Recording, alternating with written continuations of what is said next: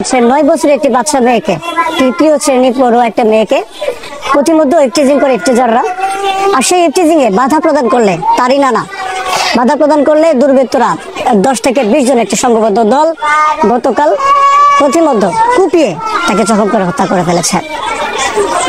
হাসপাতালে নেওয়াকালীন প্রতিমধ্য কিন্তু তিনি মারা গিয়েছেন। আমরা আছি সেই মৃত ব্যক্তির বাড়িতে, আমরা বিস্তারিত জানাবো, দর্শক সঙ্গে থাকুন। আমি কেম ভাই কথা গুমুরি,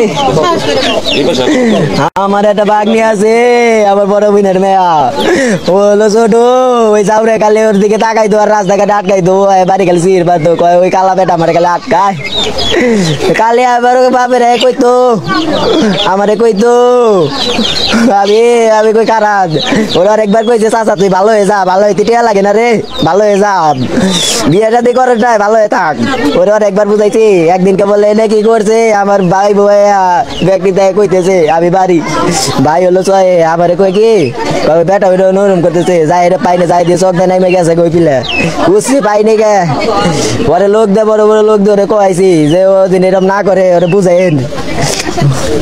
মূলত কারা কারা ছিল আপনার বাবার হত্যার পেছনে? কারা কারা থাকলো আমার বাপের আলামিন আর ডলিরা নাম ডলো আমি আজগার আলীর বড় ভাই।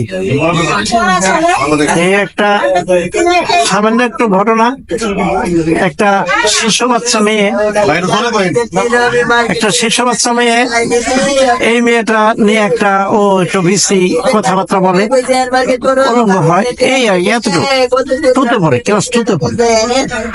তো এখন ওইটা নিয়ে ওর একটু শাসান হয়েছে, শাসানোর পরে যে কইলাম আগে একটা ঘটনা করছে, একটা জিডি করে থাকার নামে, শুধু ওর নামে জিডি করেছে, ওরা 5 ভাই জিডি করা হয়েছে। সেই জিডি করার মাধ্যমে ওইটা নেশাযুক্ত জিনিস বিক্রি করে, অন্য বকেটা লোক দিয়ে ওর ভাই বেড়াদের সাথে মিটিং করে, তারপরে কালকে মাগরিবের পর আমার এই ভাইকে কবরস্থানের দোকান ডালপুরি বেছে, পেঁয়াজ বেছে, এটা মানুষ ওখানে বসে, রাস্তা মানুষ খাই দাও, তার এখানে খালি জায়গা ভাইয়া বাদ্য বাজনা নিয়ে আইছে, আর 10টা হুন্ডা আইছে, আইসা কত খাল জাল মারছে, নাচ গান করছে, আর 3-4 জন লোকের দোকান থেকে বাইর করে নিয়ে চাইনিজ কোরাল দিয়ে তারে পার তলি, মাথার ফুলি, পিঠের ঘেটিতে আঘাত, পিঠে আঘাত, আর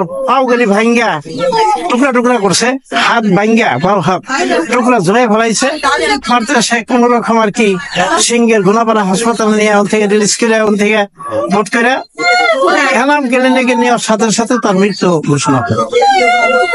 এখন সে ওই যে এই সূত্র এটা, ও এই দেশের কোন লোকের সাপোর্ট নাই, ওটা একটা অসন্তান লোক।